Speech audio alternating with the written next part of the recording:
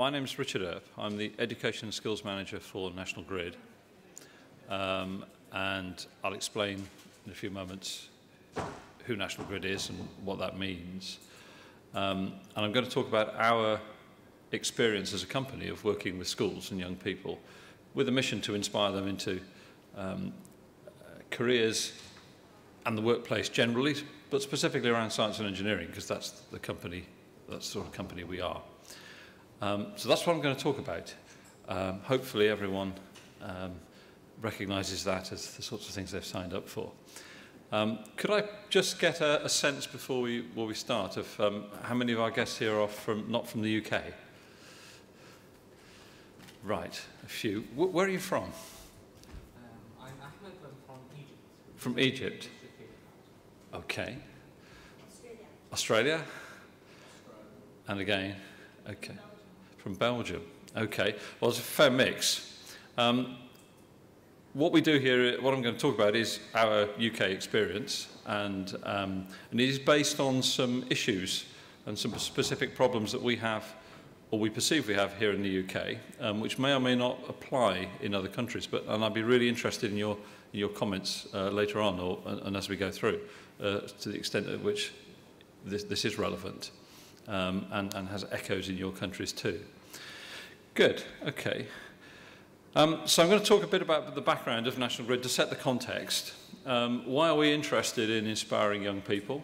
Apart from the fact that it's a good thing to do fundamentally, and as human beings, if you like, as well as with a corporate identity, you know, we are very happy to be involved in that sort of stuff. But there is a more hard-nosed business case interest too, which I'll describe. I'll talk about what we've been doing, how we've got stuck into schools engagement work and an attempt to inspire the next generation. And I'd be interested if those of you from the overseas and from the UK, if your companies and your organisations have been doing similar things and have similar or different experiences, please do pitch in, and we'll make this a conversation. I'll talk about some lessons learned. We've been doing this in anger, if you like, for a couple of years now, and looking back on that time, there's some things that went well and some things that didn't, and I'll share that. And then I'd certainly like comments and questions throughout, actually, if you have a burning question or an immediate, something I've said doesn't make immediate sense. Please do shout out. But there certainly should be time at the end for a broader discussion. Okay, so who are National Grid? We are a gas and electricity utility, and our job, very simply, is to connect people up. We don't make electricity, we don't extract gas from the ground, but we do transport it around the UK, and indeed in North America, as I'll mention briefly in a moment. We are a wires and pipes company, a very big wires and pipes company. We have over 14,000 route kilometres of overhead line in this country, and similar volumes in the US. If you look at our organisation, you can carve it up in a number of different ways, but fundamentally we are a UK-US business, something like 50-50 in terms of size. National Grid is actually, depending on how you measure it, the second or third largest utility in the United States. Measurements in the US are different, of course, and the US utility market is very fragmented. But we're certainly a big player in the US energy market as well as the UK one. We do gas and electricity, as I said earlier on. We don't really do anything else. And we do transmission and distribution. And that's the more technical distinction. Transmission are the motorways, if you like, of the energy networks, the big pipes, the big wires, the high voltages, the very high pressures. Distribution is the local roads of the energy networks, characterised by somewhat lower technology, more well understood technology, and the management challenges in distribution are about doing an awful lot of it extremely efficiently. Transmission, of course, has efficiency targets, but it's much more high-tech, high-integrity engineering. There tend to be more bespoke solutions and that kind of thing at the transmission level. So the nature of the business and the nature of the people we need is different in the two organisations, although clearly there are synergies. Here in the UK, we do the high voltage electricity network, shown in the left-hand picture. 400 and 275,000 volt overhead-line transmission systems in the main, a lot of cable networks here in London as well. We also own and operate all the gas transmission system in the UK. So the right-hand picture there, you can see infrastructure that was linked to moving gas from the North Sea right down to the population centres in southern England and right throughout the UK.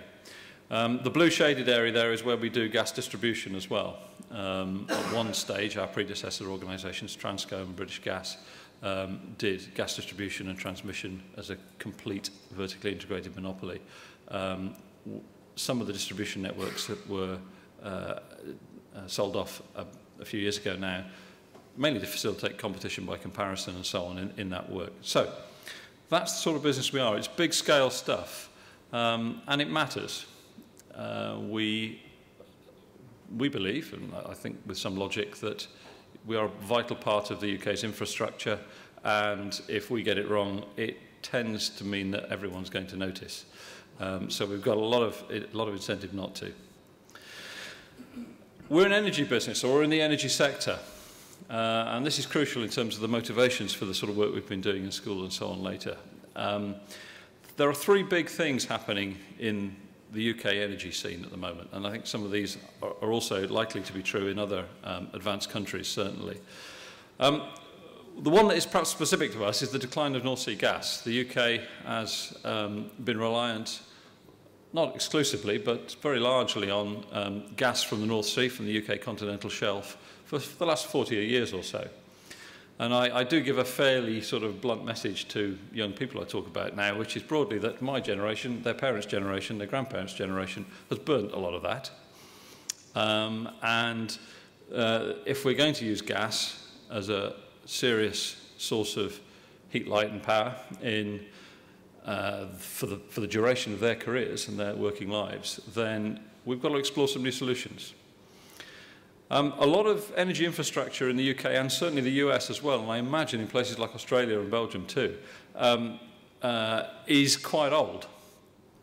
It was all built in the 50s and 60s, or 70s more so with gas.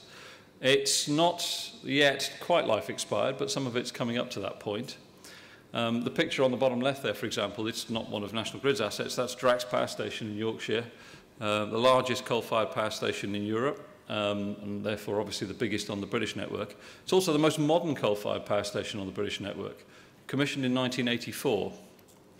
And a lot of gas stations have been built since then, but coal still accounts for 20 to 30% or so of our electricity generation. And there's a lot of old assets out there that need replacing. Some of our switchgear, as shown in that picture there, is 35 years old. It's still going strong. It was very well engineered. And there's a lot of logic in it, ain't broke, don't fix it. But nonetheless, as a company, absolutely what we're about is planning for some significant asset replacement work. Of course, the big thing in the energy sector is sustainability and climate change. Now, a question I always start this session with our school student audiences. How old are you going to be in 2050? I'm not expecting answers here and there.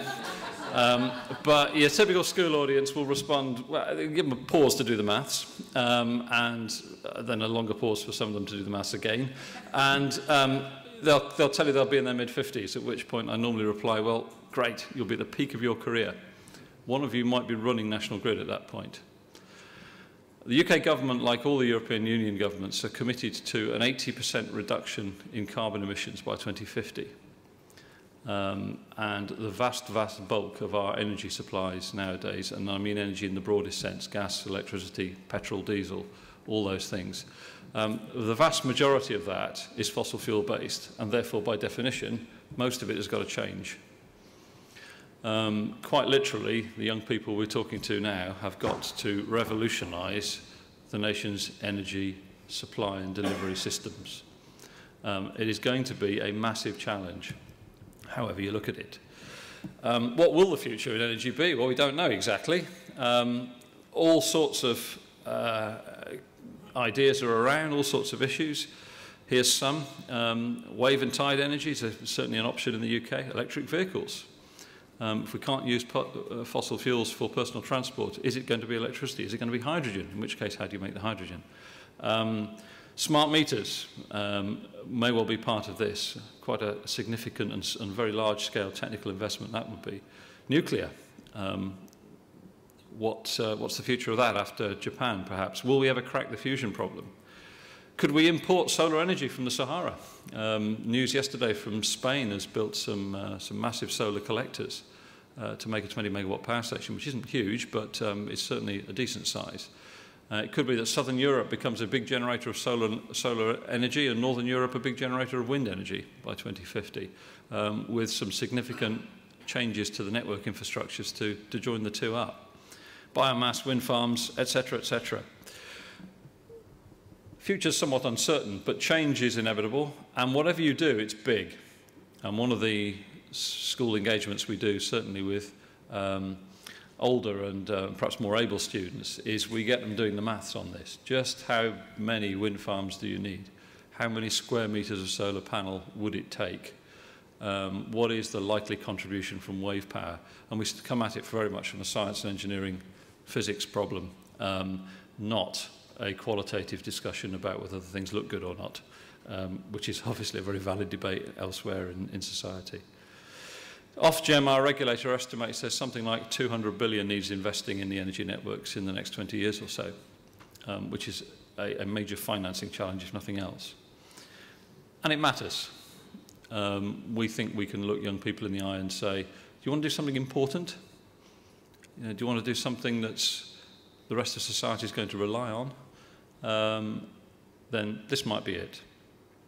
However, against that backdrop, here in the UK, and again I'd be very interested in how this plays out overseas, we perceived, anecdotally 2 or 3 years ago, that we had a problem with the image of engineering as a profession.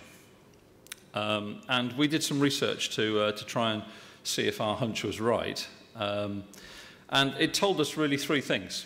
It told us in the UK here we have a bit of an issue with young people tend not to visualize themselves as a professional engineer.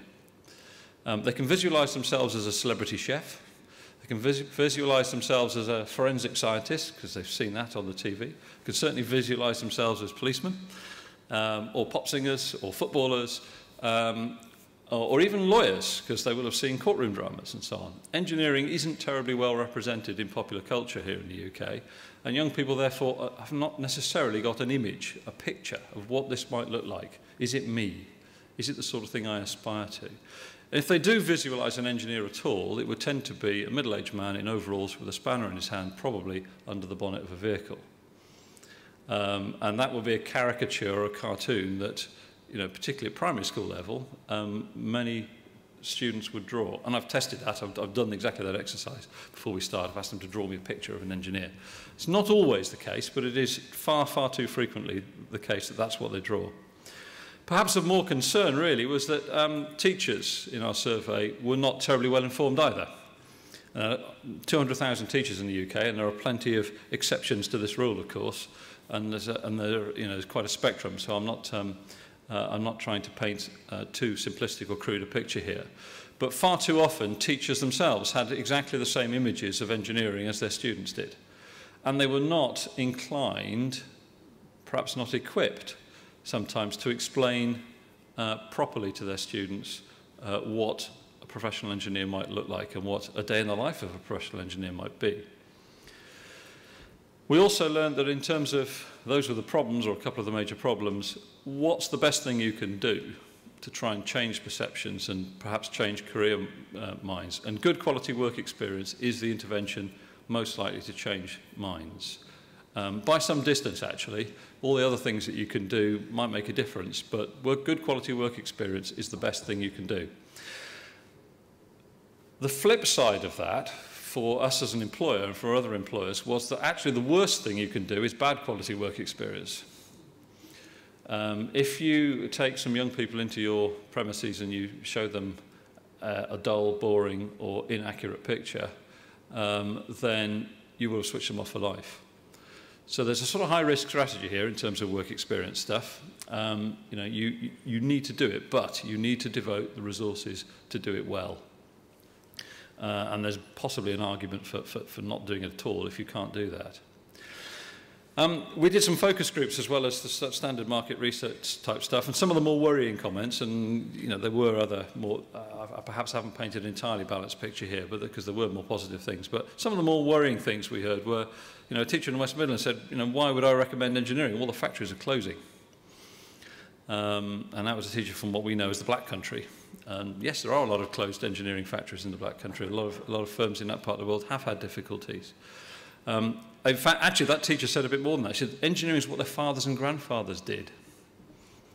But it's closed. And I can really relate to her personally. My father-in-law worked in something called Round Oak Steelworks in the West Midlands, if any of you know that part of the world, some 20 years ago. He was made redundant, and he was a skilled technician. And you know, he had a fairly jaundiced view of things for the rest of his life as a result of that. It affected him quite profoundly. Isn't it like a higher-end of builder, etc.? It's a silent industry. It's very hard to find out about it, said a parent here in London. And we do have an issue, certainly in the UK, with the protection of the title engineer. It drives me nuts, even at our head office, when I see a notice on the coffee machine, out of order, an engineer has been called. And I don't know whether this happens in any of your organisations too. I suspect that wouldn't happen in other countries. It would be a technician, a repairman, or something like that. Even our US colleagues say that they don't use the term engineer particularly casually. They assure me you're very, very unlikely to sit in a traffic jam in Boston or New York behind a white van saying plumbing and heating engineers, because it is a different terminology. And we haven't done very well historically in the UK in protecting that term and differentiating it from other skilled trades. So what do we do about all this? You know, here's us as a company looking to what we think is a fantastic future, but faced with what we think are some issues around the propensity of young people to choose careers in our sector. Well, we got out there and started talking to people, basically. Just get out more, was, I think, was probably one of our mantras. So we put together a portfolio of school engagements. We had long discussions, not long discussions actually, but we certainly had some intense discussions around, well, who should we partner with, what should we do, should we be talking to primary school students or secondary school students? Are we talking to them at the point they make crucial career choices? When do they make crucial career choices? I run one of our primary school activities myself, the so-called Imagineering Club, an after-school club for about a dozen kids in the top end of junior school, so that's age 10 and 11. And we get them building kits, and they take them home and they have a great time. The school I've been working with for many years, we had a very, very unusual situation last year. We had all boys in the group. And I remember saying to the teacher, how come? What happened? Because it was the first time that had happened, actually, although we normally have a slight majority of boys. She said, well, this was a new teacher that hadn't been with us before. She said, well, you know, girls don't want to do this sort of stuff. So at what point are those girls making career choices? It's not at 16. You know, potentially is much further back. And, you know, so working in primary schools is important. And we've developed a couple of products ourselves called School Power, designed to help the whole class with their broad STEM curriculum and that kind of stuff. So it's downloadable resources for teachers and so on.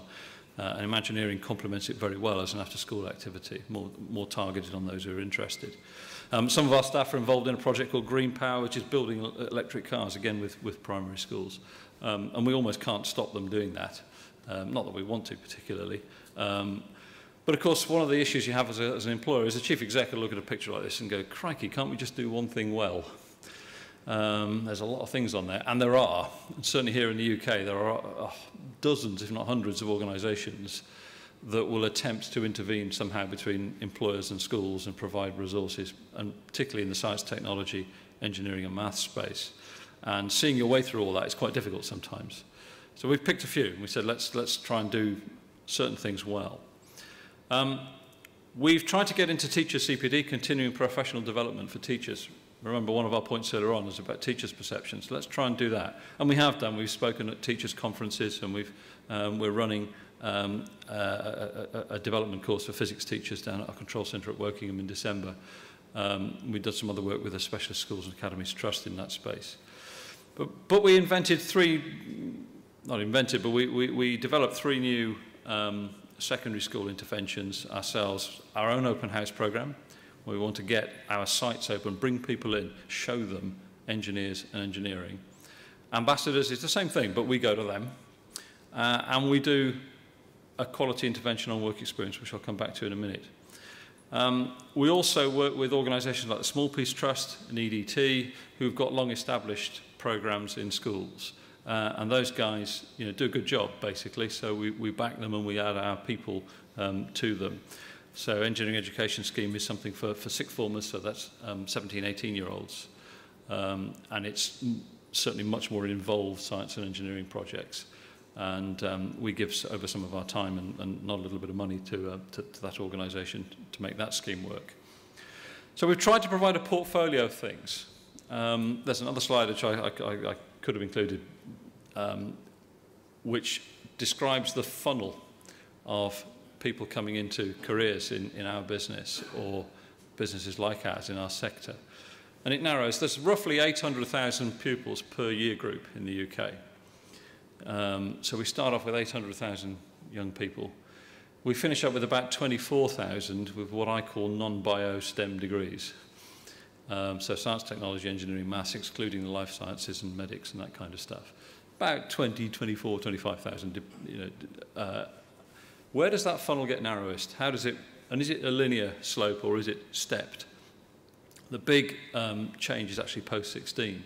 But you do need, as our story from earlier on about the primary school club illustrates, you do need to talk to pupils at all ages to inspire them and to give them a vision of what the world of work and the world of engineering in particular might look like. So we've tried to cover most of the spectrum. Of course, the age spectrum is only part of it. There's then a spectrum around ability ranges and the exact needs. The needs of a challenge in a city school tend to be somewhat different from independent schools and high-end stuff. Although again, it's dangerous to generalise because there are exceptions in both those environments. But on average, there are differences in what the school might want you to do with them and their students that you have to try and cater for. So, open house. Last school year, we did 22 events, probably covering about 400 students. We got them to come to us. And there's some of the pictures. So the top right-hand side is a school from Coventry that were visiting a major electricity distribution substation just north of where they lived. So that big grey thing in the background is a big transformer. You can compare it to the one they have on the end of their mobile phone charger and things like that. You can compare the substation to the consumer unit they have, will have seen at home, with circuits going off to the kitchen and the garage and so on. Well, we've got circuits that go Birmingham, Coventry, Wolverhampton. But you get across to them the scale of it and the equipment involved. Bottom right is some children who visited our training centre at Hollingwood near Manchester, where we do gas distribution work mainly.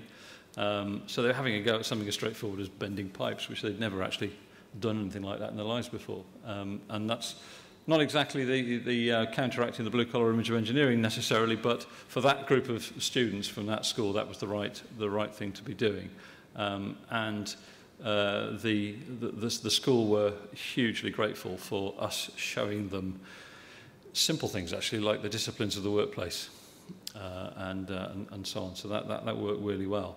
We had some sixth formers in at another of our sites, and we had them doing an exercise to plan out a pipeline route.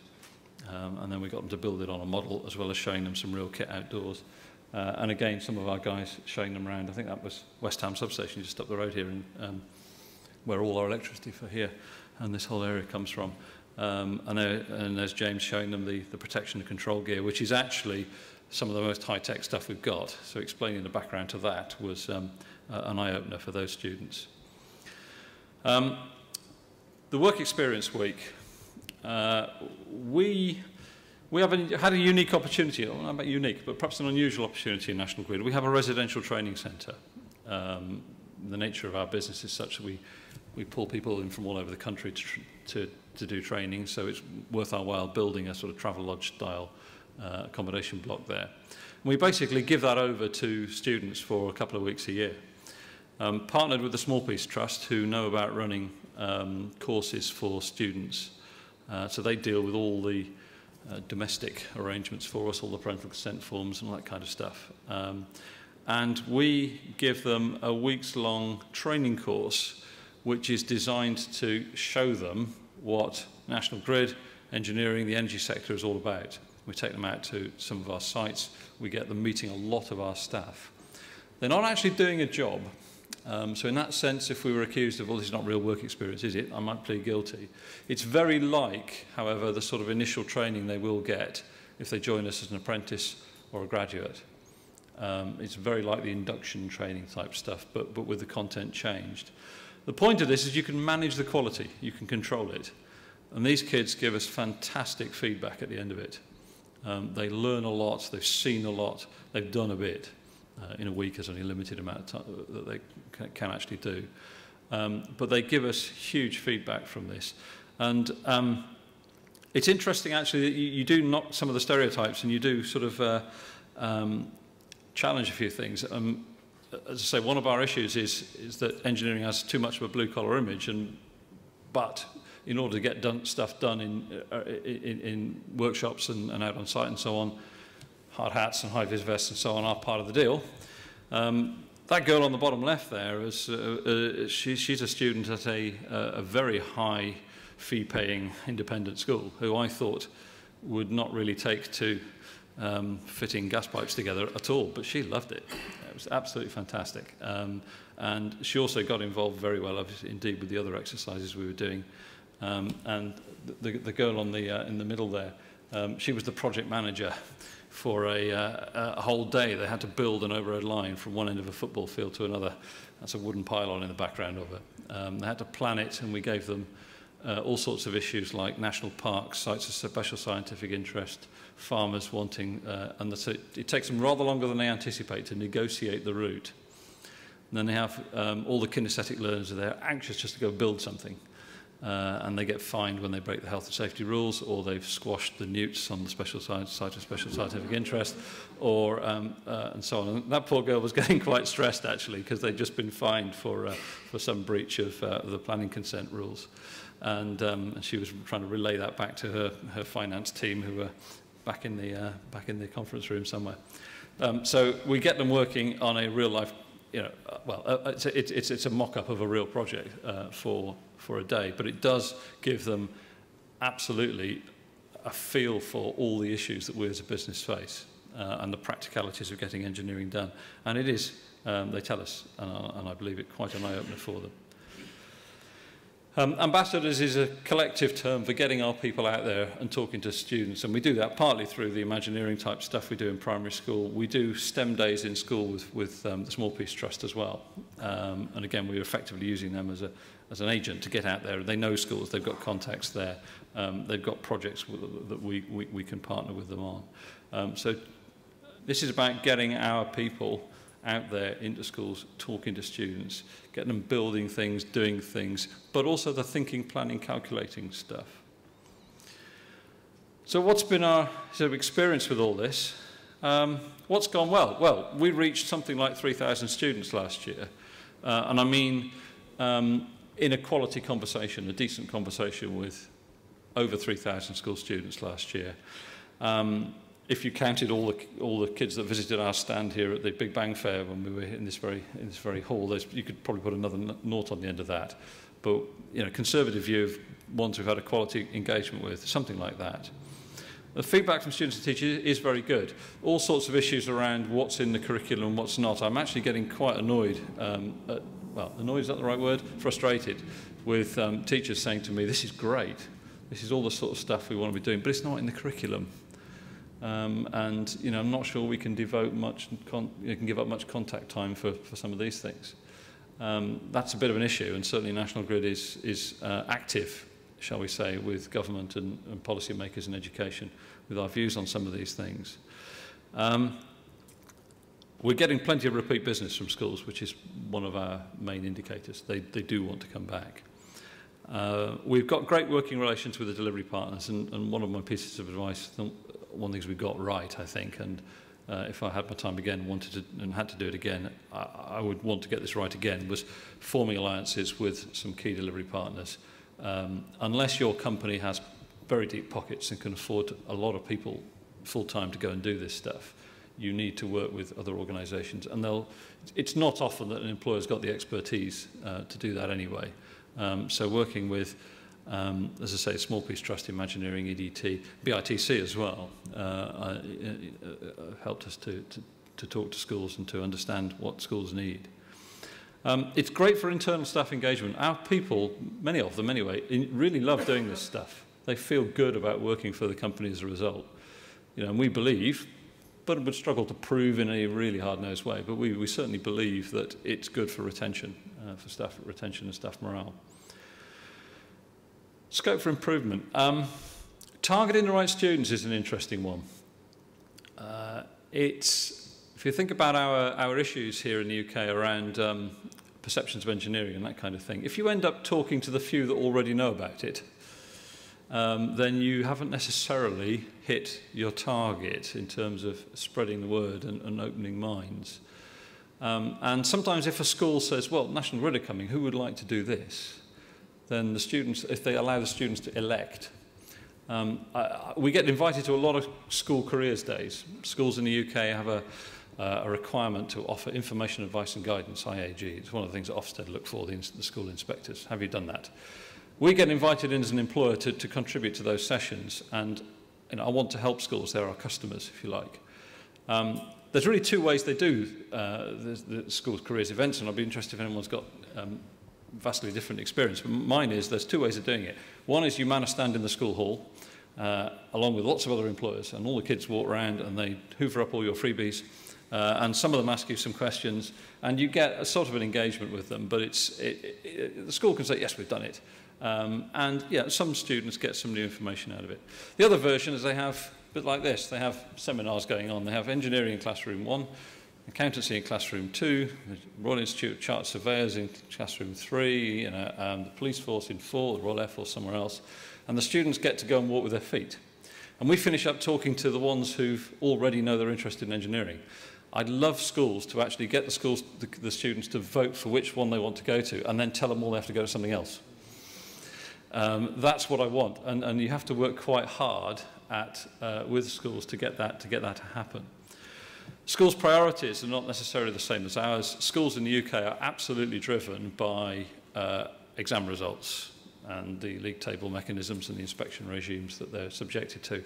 I do not blame them for 1 minute. I'm a school governor myself. We have grilled our head teacher on the results and the performance of that school. We've got the Ofsted inspectors in this week. And I know absolutely why schools behave the way they do. And as I say, as a governor, I'm not actually immediately encouraging them to do any different. But I think there is a real issue behind the scenes in terms of getting schools to open their minds somewhat and allow more space to do more things. We took time really to understand that. We sort of knew it as a headline thing, but to really understand it properly and to understand what propositions from us as an employer would appeal to teachers and what they wanted took a little bit of iteration. Our staff love getting involved with this. They love standing up and doing talks to students. They love running clubs and exercises and so on. Not all of them are terribly good at it. That's been one of our issues, and we've learned a lot about the day in the life of a teacher here. It's quite easy to go and ask colleagues to say, can you come and talk about gas compressor stations or something? They, yeah, great. And they'll pull out their slide pack that they've used for all sorts of other groups. Have they pitched it correctly for year 9? Have they pitched it correctly for year 7? Etc. That is a perpetual challenge, I think, and that's, again, you need to work with teachers on that. We are involved heavily at the moment with a new breed of schools here in the UK called University Technical Colleges. We're actually talking to students there who are doing assessed work based on the information we're telling them. And that caused an interesting dialogue with the exam board in that case, because they looked at our material and said, you're telling them all the answers, you can't do that. You've got to give them clues and let them go and do research. And that was, people went, oh, okay, and got their head around it. But being engaging, I mean, one of the things we were asked to talk about was company structures, because there's an element in their syllabus that they have to analyse company structures. So somebody had to do a talk on that. Now, making that fun for a sixth former isn't easy, but it was part of the talk curriculum, so there's a message here, tough, you've got to know this guy, so pin back your ears and listen. So, getting our people to be good at this stuff has been something of a challenge. Most of them are pretty good, actually, and they do get it, and they do work very hard, but there's always scope for improvement there. I mean, educational issues, I've touched on a few of them. Appreciation of modern engineering. So, we do get them doing practical things, often in a hard hat and safety specs, but I also say to them, look, if you want to do engineering properly, this is what I want you to be good at as well. And there's a large cohort of young people in the UK that are actually quite motivated to go and do practical things. But if they're going to be able to work out how much power is flowing down one of our transmission circuits, that's the equations. If they're trying to work out whether this generator that we've just connected is going to be stable or not, then the analysis, the so-called equal area criteria up there on the right-hand side is the sort of thing they're going to have to do. Okay, it's buried, the algorithms are buried in computers and so on somewhat. But we want people to know this, and this is what engineering is alongside the practicalities. And that getting that across is a perpetual challenge. Physics teaching is a perennial issue, I think. Electricity is part of the physics curriculum. Physics is often taught by people with biology degrees. One of our teacher CPD sort of opportunities, I think, is to help them understand electrical theory, because I'm told that that's one of the issues they struggle with most. So the whole stuff around vocational qualifications and equivalencies and so on, which is a hot political issue here at the moment, absolutely engineering is a meld of practical skill and academic understanding. Some vocational qualifications have tended to neglect, in my view, some of the academic stuff. And the government are busy doing a huge cull of vocational qualifications, and there's a great danger of babies going out with the bathwater here. And getting that balance right is really quite important, because it is clearly the case that many, many young people are not motivated by traditional academic teaching. And we need other options. But we do have to watch the quality of them, and we do, back to my previous slide, we do have to ensure that we've got the technical rigour there as well. I go into schools and I talk to design technology teachers, and I talk to science department teachers or maths teachers, and I'll ask them how often they work together on a joint project. Very, very, very rarely. Very rarely indeed. And if we could do one thing, it's get D&T, science and maths taught together. And I think if we do that, we'll have gone a long way towards improving the situation around engineering. Now, the 14 to 19 diplomas were meant to do that, and they have had some success, I think, but not necessarily politically in favour at the moment. Barriers to engagement caused by the curriculum, all the future of energy stuff that we're talking about, vast opportunities there for schools, I think, to build on that. But, sorry, National Grid, it's not in the curriculum, is what we get told. Our main advice, our main call, our plea to other employers, and I know many of the big engineering firms do this, and I know many small firms do in their local communities, but just get stuck in. Don't be too afraid of doing it wrong, if you like. Get out there and show young people what the world of work's like, what your firm does, what career opportunities are open to them, and the sorts of paths they might need to take going forward. Just do it.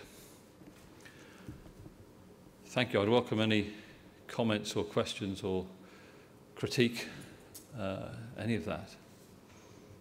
So. I think what you said is absolutely correct to encourage young people to come into engineering.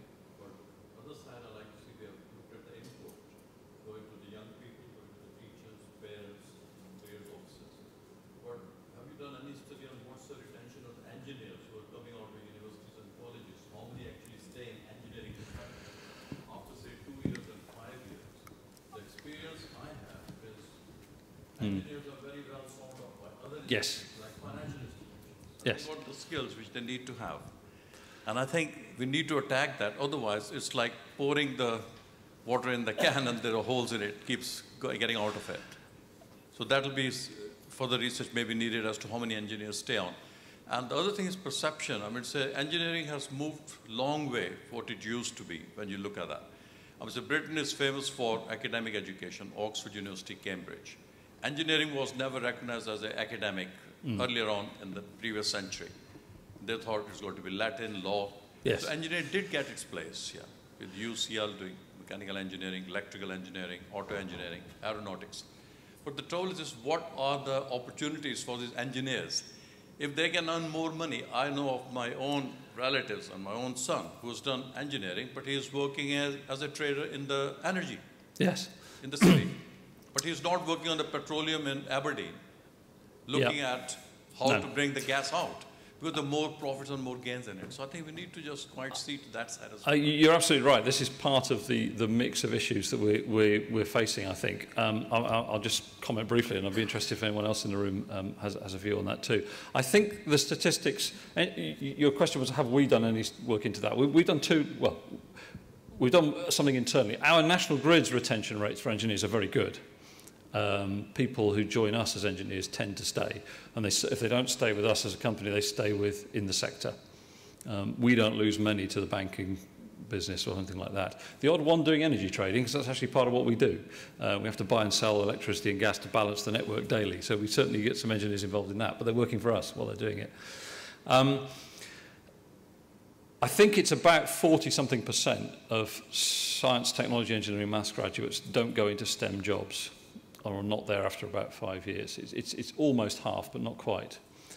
And there was quite an alarmist report that the BBC ran about 3 weeks ago now, which highlighted that fact. And they're saying employers are saying they're short of engineers, and yet there's half of the graduates are going to do something else.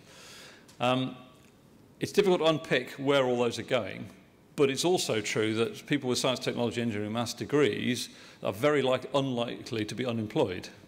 So they all get jobs, but they get jobs somewhere else.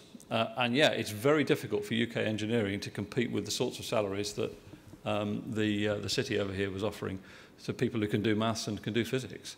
Those skills are sought after in other industries for sure. And people want reliable energy, they want green energy, but they don't really like paying electricity bills.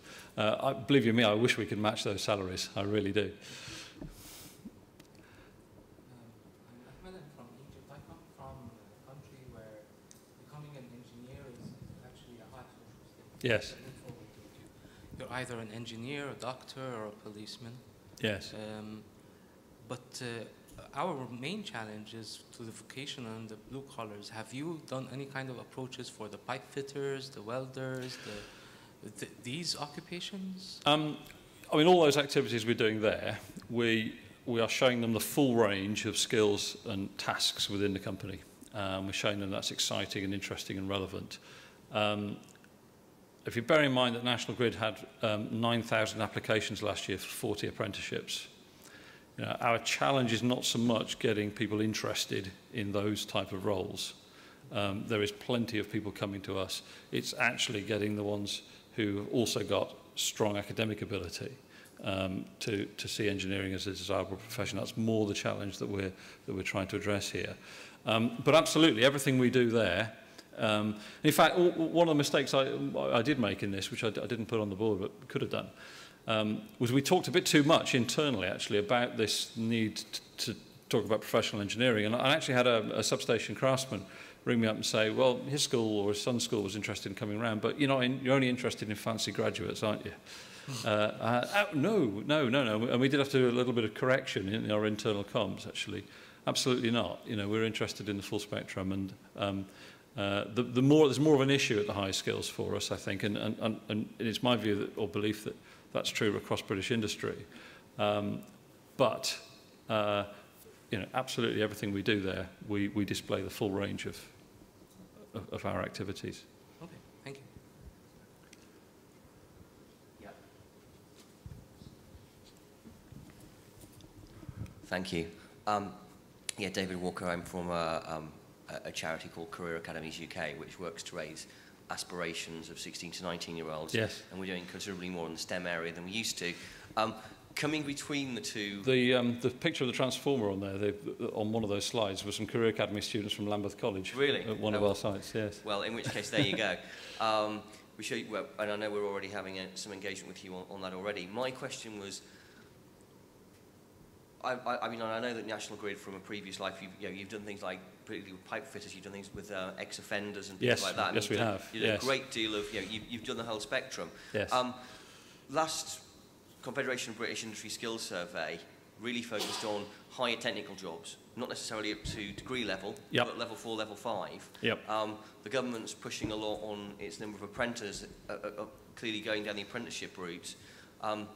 In the current context with university fees going up, with the government pressing more in terms of higher apprenticeships and those sort of approaches, taking in apprentices at the age of 18, 19, rather than the traditional 16, and particularly with the school leaving age going up anyway, that's going to be an issue.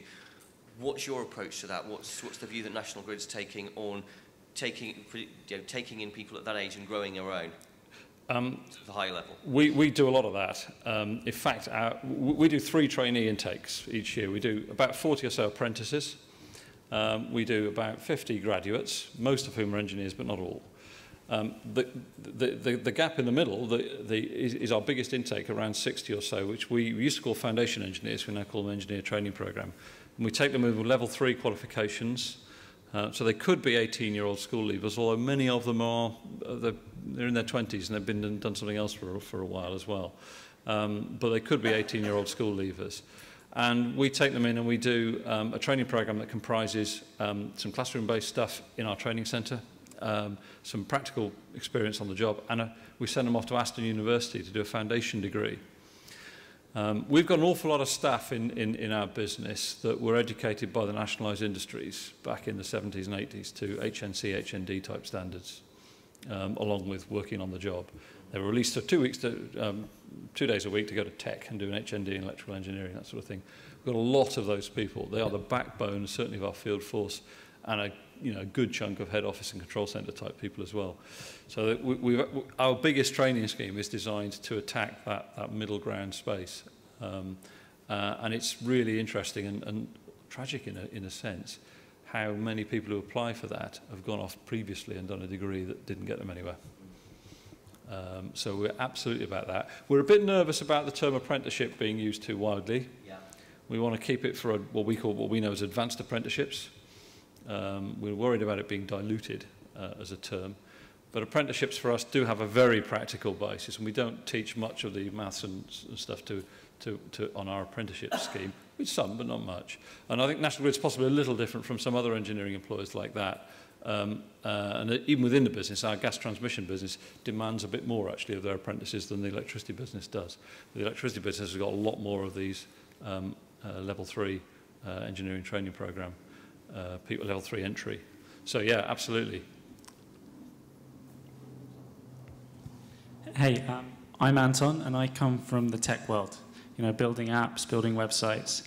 And there's a great culture in that world of hackathons, where a company would come in and they'd sponsor an event where young people, actually of any age, can come together and can work on a collaborative project. And the sense that there's a real problem that they identify, and then for a day or a weekend, you really work on trying to solve it.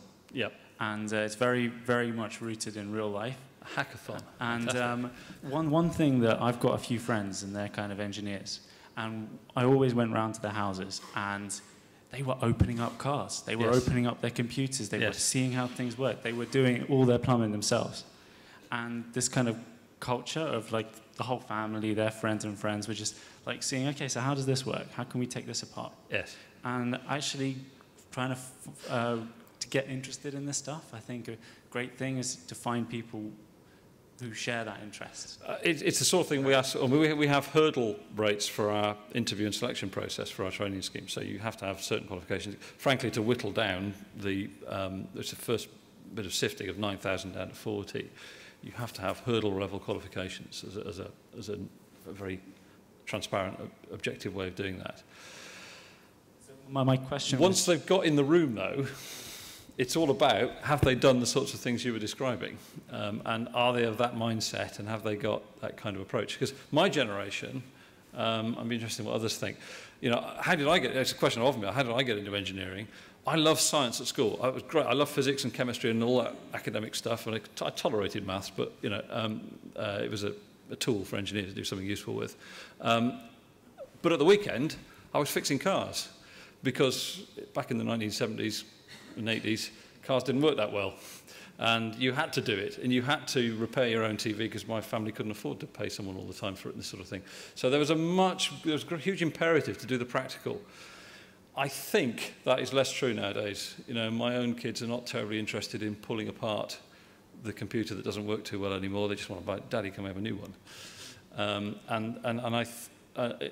remember one lad in an apprenticeship interview, he said, give an example of something you'll use your practical skills to solve a real problem.